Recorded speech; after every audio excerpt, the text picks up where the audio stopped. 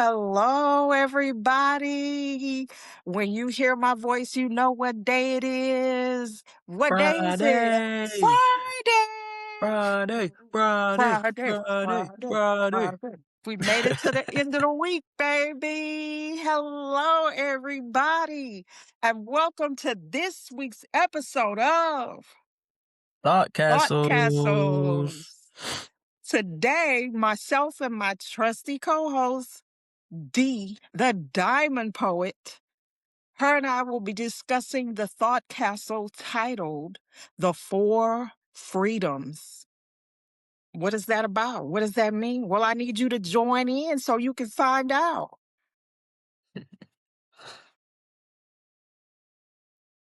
As we stated earlier, welcome to Thought Castles. Today, we'll be having a conversation exploring how freedom lives inside the architecture of our mind. Okay? So what What does it mean does to it be free? exactly? What does it mean to be free? Anybody know? Well, we'll get into it a little bit today. Before we jump right into it, I want to encourage more people to follow us on Instagram when I post our little reels. They won't let me post the whole thing, but I need at least 1,000 followers so we can transition this show to a live platform. Will you help me and meet me there? This is good information, but we don't want to talk at you. We want to talk with you and to you. Isn't that right? That is correct. So, what does it mean to be free? Let's see. I thought freedom was just leave me alone, let me eat my crawfish in peace. But apparently it's deeper than that. Like castle deep. Everything is deeper when you put it in the castle. That's right. Exactly. So today we're walking through the four freedoms, not the political speech ones, the thought castle ones. Uh, let's set the scene. Go ahead. So when we think about freedom, it isn't a singular thing. That's right. It's sort of a layered experience. And in a Uh-huh. thought castle, each freedom becomes a room, a tower, a courtyard, or a path. Yes. And freedom feels different depending on whether you're at home, at work, or stuck in Houston traffic. Definitely. So carrying into let's break down this castle. Okay. What is the For first part? our first freedom, if you Uh-huh. will. Let's talk about the Tower of Philosophical Freedom. Hmm. This is the highest point of the Philosophical freedom? castle. Yes, this is the highest point of the castle. It's the place where you ask the big questions. Like, why do I keep choosing men who can't choose me back? Now, that's not philosophy. That's a pattern. Well, patterns are philosophical if you squint. Fair enough. Fair enough. I can't argue there. So the things we'll be touching on today are free will versus fate. If you follow us, you know we already had a show talking about free will versus fate. So this will be a continuation of that conversation. We'll be talking about the ability to step outside your life and see the big picture. We need some big picture thinkers out here if we're going to change these thought castles. Let's talk Definitely. about how perspective creates mental spaciousness. How about that? Perspective creates mental spaciousness. How about that? Is the Mm, room half full or half empty? Also, finally, we'll talk about why philosophical freedom is the sky view of your mind. Jump I right in at see. any time. So we did touch on free will versus fate, and we kind of define what each of those are to us. And in terms of the castle, Yeah. um, when we talk about philosophical freedom, though, that's the freedom to have your own definitions of free will. Mm. That's your freedom to kind of look outside of your life and see how you impact the world. You start to develop your own ideas and your own way of thinking when it comes to life. When you contemplate life, Yes. what Yes. comes up is kind of your prerogative. We are So, going to continue to touch on that point because thought castles they're built based on core belief systems. Core belief systems are formed during childhood and adolescence and so on. So we're going to keep digging until we unearth some things. Why do you think the way you think? Why do you believe the way you believe? Do you own it? Or is it just something that's been passed down from generation to generation? I'll admit, I rarely climb the tower because I'm scared of what I'll see.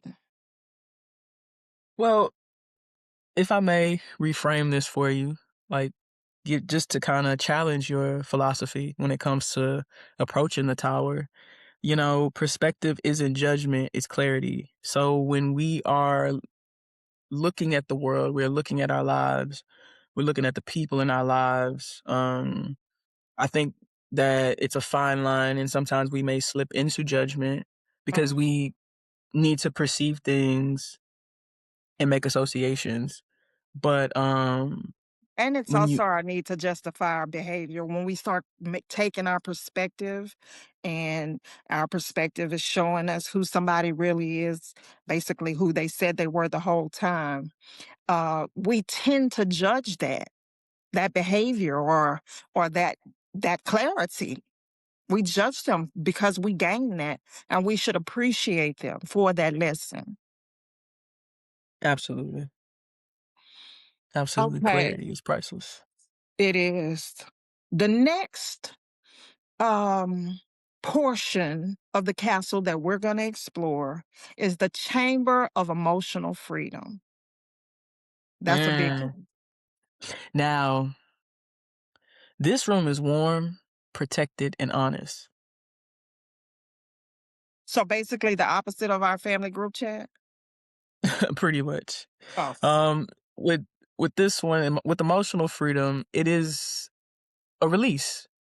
It's a release of fear. It's a release of shame and other inherited narratives about yourself or about how the you should world. perceive things around you or experiences.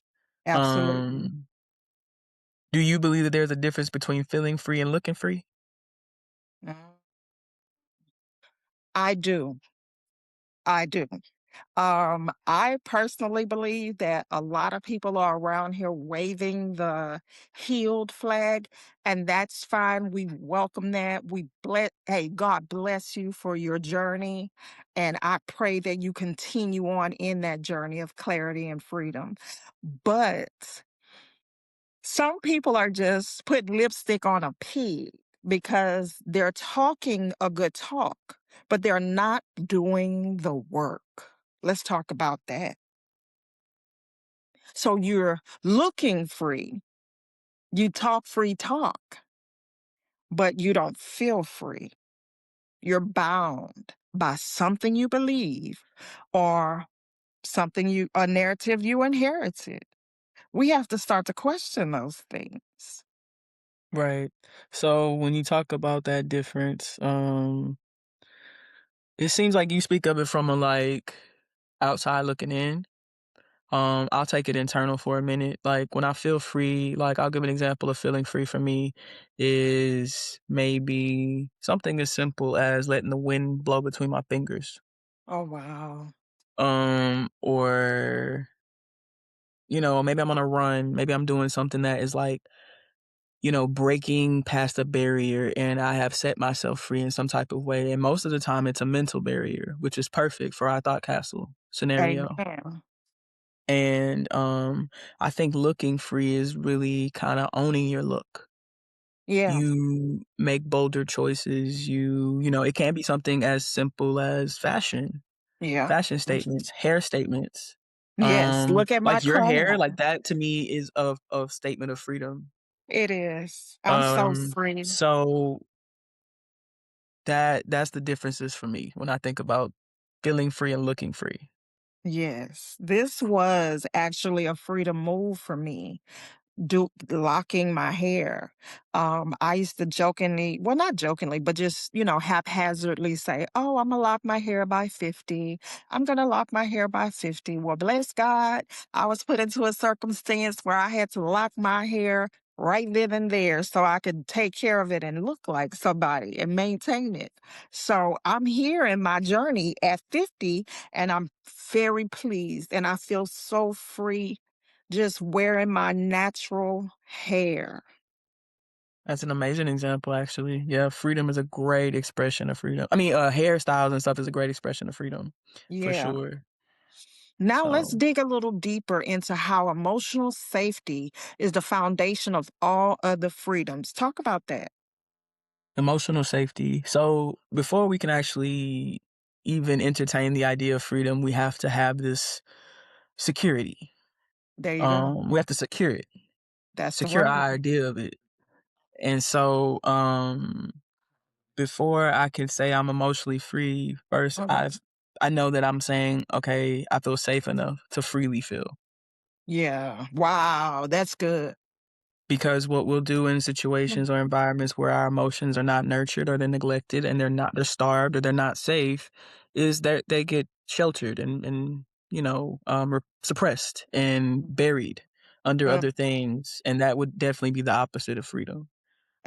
A- and that So goes with my question because it asks, let's talk about emotional safety as the foundation to all other freedoms. So just like you said, it gets buried, the emotion gets buried because life goes on. Let's say you experience a traumatic incident, and the only support you receive from loved ones, they're giving you their best, but all they have to say is not get help, not take some time for yourself and think about what happened and determine how you're going to move forward based on this incident. They'll tell you stuff like get over it, and that's kind of cold. It's 2026, y'all. People are not just getting over things, they're healing from things. that's a So, fact. And I like that you said that, making that distinction as well, because getting over it is a defense mechanism. But I also think that it prohibits you from actually knowing real emotional freedom. Like what's exactly. on the other side of pain is healing. Exactly. Um, And you have to push past hurt to healing. and one thing about that is, even I don't know if it has to be a grit thing all the time. I think that you do have to have a level of resilience to push past emotional barriers or mental barriers, but Yes, Lord. I don't know if it's always a pick yourself up by your bootstraps and push through. I think No. sometimes it may be sitting in it to decipher what's going on. It may be, Mhm. depending on support systems to help you, get clarity about what's happening. I like that. So, Let's talk about how emotional freedom is an internal permission slip. You giving yourself permission to f- feel whatever you live in the moment. Right now, I feel joy, I feel excitement, a little bit of nervousness because I'm sitting here before you all trying to explain this pretty difficult concept. But overall, I'm overjoyed, I'm over the moon. So I give myself permission to live in that moment, to be happy. You absolutely. have something to add? Um, I just would say that everybody has that same permission. Everybody has the same authority to give themselves permission. Amen. Um, because I think a part of healing is really like a shattering of whatever you would call a norm, like whatever your typical way of going about dealing with something. Mhm. Having that internal permission slip is liberating in itself. That function, like I give myself permission, is a freedom statement. Yes, it is. Yes, it is. So Let's move on. We're going to go to another part of the castle. We're going to go out. It's the first day of spring. Let's go outside to the courtyard of societal freedom. Oh, societal this is freedom. where the okay, this is where the world gets to meet you. Yeah, yeah, that's what this is. And where the HOA of life tries to tell you what color your door can be. Y'all know how that is, homeowners. You got to run everything by the HOA. Yeah. So So here what are some things to unpack in the courtyard? in the courtyard, we're going to discuss rights, okay? Access, opportunity. Those are big ones. Who has the right? Who has the access? Where or how are you given the opportunities? Or who is controlling your opportunities? Let's talk about how society shapes the limits of your movement. Hmm? Let's get into that. Interesting. Well, first, I think another vantage point with rights and access and opportunity also is just like, what your rights are, like what is already established in society for humans and kind of doing a comparative analysis with that of okay, my rights are this and like personalizing it as you Yeah. go. So okay, these are my inalienable rights in a sense and then these are my Yeah. like, you know, this is the rights I feel like what I allow, what I don't allow. And when it comes to opportunity, I think that blends into a little bit of the equity thing we discussed before as well. So, Absolutely.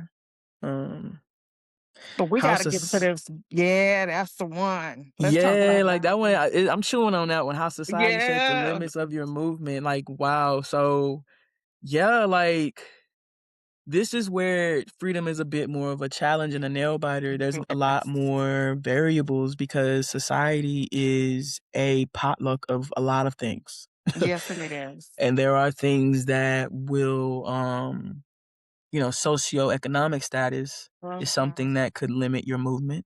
Mm-hmm. And that may also give you a different outlook on your actual freedom in society, your rights, access, and opportunities. Uh-huh. Definitely would be influenced by something like that. I'll give you a simple example. Society shapes the limits of our movements. That means that we dress a certain way because it's, societally appropriate. I actually read a post today where a black man was, I guess, reprimanding black women for being out at the Houston rodeo, as he put it, half naked with all the parts hanging out.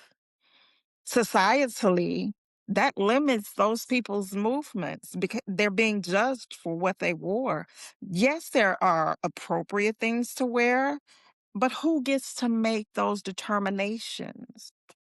Not society. I don't agree with that. They should not be able to limit your movement. If what you're wearing is legal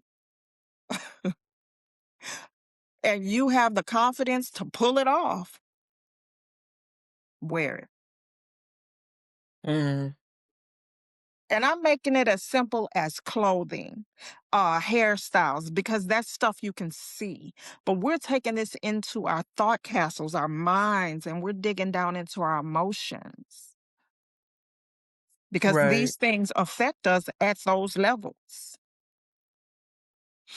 Now, Absolutely. now let's discuss the difference between personal strength and structural barriers. Mm. Personal strength. What is personal strength? Um, this is like your brag book, your internal brag book. These are the things that you are proud of yourself for possessing. I think I'm very kind, smart, beautiful. um, but that's surface. I have a very big heart, and it's not enlarged. I do love people. Okay.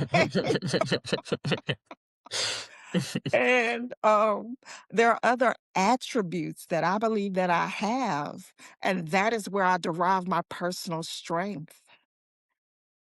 And from my experiences that I've overcome, and like they said, structural barriers.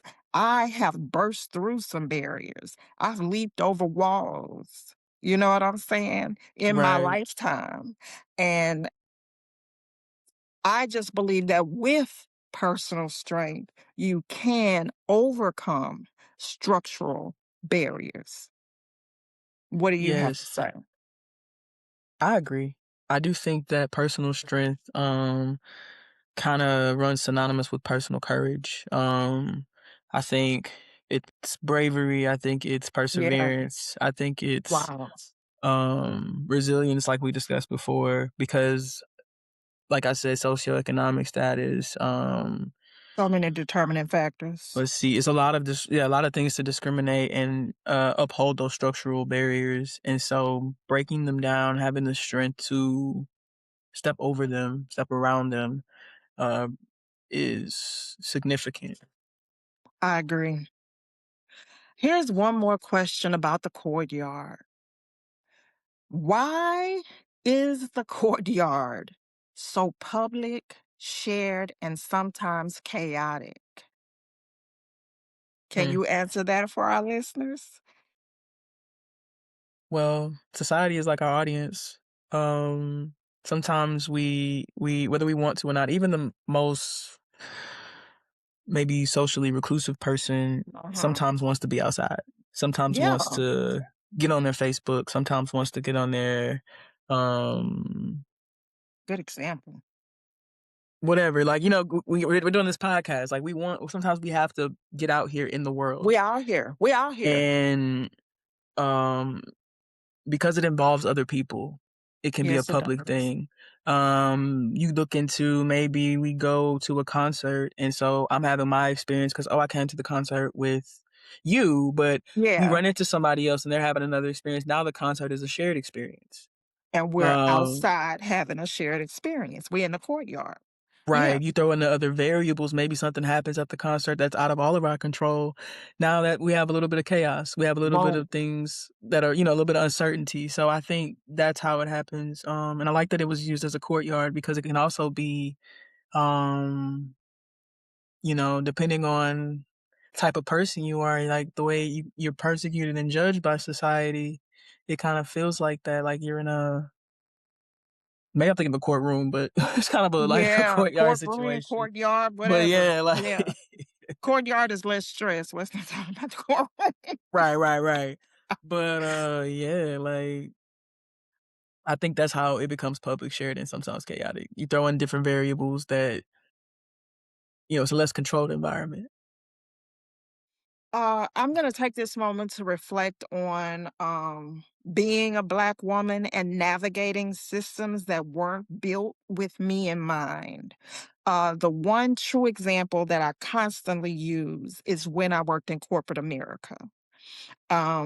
It was very difficult for me to even obtain the position that I got. I had to go back to school. There were all these hurdles or barriers, societal barriers. I had to overcome or leap over all these barriers in order to attain the position that I so desperately desired, which would provide a better life for my children. But this system was not meant for me. It wasn't created for me. So I am living and working inside corporate America, caring for my family and, giving it my all. Sometimes I was the only brown face in the room, a lot of times. Um, I know how to speak English, but then when you're around other people, I felt a little inadequate sometimes being myself. You know what I'm saying? I'm like, I don't want to act too Black type stuff. So that was a challenge for me, being a Black woman and navigating those systems that weren't built with me in mind. Interesting. Thank you for sharing that. That was actually, Thank really you. that was a little bit of a, we're getting a little bit more, personal, Yeah, intimate with the yeah, let's audience do this it. on Let's this get episode. intimate. I Why like not? that. It's Friday, and it's the first day of spring. Let's Right. get intimate. W child, we naked in the courtyard. All right. Naked in the courtyard. But, you can connect this idea, about societal freedom. It's collective, it's not individual. So that's where we go back to it being a shared experience. There are things that could be done in those situations where people could also contribute to shattering that barrier, Uh-huh. meeting you where you are, or finding ways that you are similar. Yeah. So, Instead it's of a collective effort. underscoring. Yeah. Yeah, that's good. I like that it says societal freedom is collective. What that says to me is that um it's important who you surround yourself with. Because if your ideas of freedom don't align with individuals that you're doing life with, then there becomes a barrier. So it is collective. It's not Absolutely. just individual. Last but Absolutely. certainly not least, we're going to talk about the path of personal freedom. This is the path you choose every day. Absolutely. And some days I choose the quickest path to the fridge. That still counts for everybody that do that. In under this banneker or in this place, this room, or this path, we're going to talk about personal freedom as alignment, which I just said that previously. I was saying you have to be aligned with the people that you're doing life with, but you also have to be personally in alignment with yourself. Let's talk about that. We're going to talk about boundaries as architecture. Come on now. If you're going to build a castle, you can't allow people in every single room. That's the fact, yeah. So, um, also, we're going to talk about choosing your values instead of inheriting them. Listen, I have no problem with family and tradition and ceremony. Those things are great in their place. But when it comes to your personal values, you need to own them. So even if you inherited them, you should have a different perspective than, let's say, your grandmother had, or a fresher perspective, because we're exposed to more technology. We have information at our fingertips. So if you believe what you believe, do you believe it because you were told to believe it, or do you believe it because you explored that belief and you made it your own? You have to customize your belief system. Definitely. You can speak. Whatever I feel like you are building structures around, it should definitely support the overall, the vision, the dream, whatever it is. Like, everything needs to be in alignment, and that's why I think you have the personal freedom to choose what you believe, That's right. and what values still serve you and which ones don't. That, like, there Okay. are habits we had when we were much younger that Uh-huh. obviously we wouldn't wanna do them now. Like, they're not as interesting. They changed because they don't connect with how we see the world today. They don't connect with what we choose to believe today. So, That's right. I think personal freedom has to be in alignment with evolution. Yes. Good So, one. That's yeah. why she's the scholar. We need her. Okay. So the last thing is we're going to talk about, let me just tell you this. The path is movement. It's not perfection.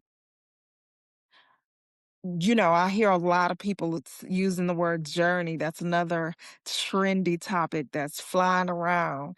Um, the path is movement. or the journey or the path is a part of the journey. It's never about perfection. What do you say? I have never perfectly walked around this earth without tripping and falling, tripping up on my feet, my shoe coming untied, my pants being unzipped. Things happen, you Yes. know? So you're Yes. not alone on the walk. Like, all kind of things can happen. So it's not one way or another. Like, it's not one correct way to do it or a better way to do it. Like, I mean, it's not a perfect way to do it. Let me say that. It's not a No, perfect way to do it. no. So, As we see perfection, it's not about perfect by societal standards. It's perfect for you. What is perfect for you? Okay, I can remember a time when we're gonna talk about a time when I chose myself, even when it was uncomfortable. Um, this is a motherhood story. Um, I have adult children now, and I went through the empty nesting and all that great stuff, but whew, when it came to learning to prioritize my needs over those of my still believed to be my children, would they always be my children, right? So, how do I go from putting them, their needs, which was my job at a certain point, to provide for their needs? How do I switch gears or do a 180 and start looking at myself? That was very uncomfortable for me. That was a difficult transition, I but think it's that it's still a work in progress. yes, I think that's a ongoing thing, choosing yourself in difficult situations. I think, you know, when you think about personal freedom, it's a daily practice of authenticity. I think you were Yes, it being true to is. yourself and you were being real. Like, hey, I'm a mom, but I'm also a woman. I miss every woman. So, Come on. I represent so, all of them. so yeah, it's definitely a difficult situation where you have to let authenticity shine through and be true to who you are and be true to yourself. So we are going to take all of this stuff that we've been talking about and we're going to pack it down and integrate it. Oh God, there's that word again. How the four freedoms work together. Mm, How do they well, work together? I would say the tower gives perspective. Absolutely. The Okay, I see chamber, that. I see that. Yeah, yeah, the chamber gives emotional grounding in a sense of, if you need me to break that down, I can. please. Like, let's see here. So when we think about the chamber of emotional freedom, that Okay. release is grounding. It's Oh, like you're not wow. harboring or taking ownership of that emotion that maybe it's a like fear or shame. You wouldn't fully Yeah. take ownership of that anymore. You would be releasing and grounding yourself in the newfound freedom of no longer having to experience that emotion. Okay. I like that. Um Okay. our courtyard of societal freedom gives context Yeah, about who we are and how how we fit in the big picture. Um, absolutely. and the path gives direction. We get to decide which way we want to go. Girl, at this point, my thought castle is basically a theme park. So I would say that's the point. Your inner world should be a place you can explore, not escape from. I don't want to escape from nothing else. You're in what you said? Your inner world should be a place you can explore, not escape from. That's the thought castle. Put it on a t-shirt. So, as we bring this show to a close, and we thank you for riding with us up to this point, freedom isn't a single door you walk through, it's an ecosystem. How about that? Hmm. Yeah. And some of y'all need to stop trying to live free in a castle you ain't even furnished yet. You don't even know what all is gonna be in there. You're not done living. Keep telling the sun good morning, like my mama used to say. Oh, man. Freedom is layered, freedom is practiced, freedom is built, and freedom is lived. This has been another episode of Thought Castles with your hosts, Connie Robb, Miss Every Woman, and The Diamond Poet. thank you for joining us, and we'll talk next week. See y'all next Friday.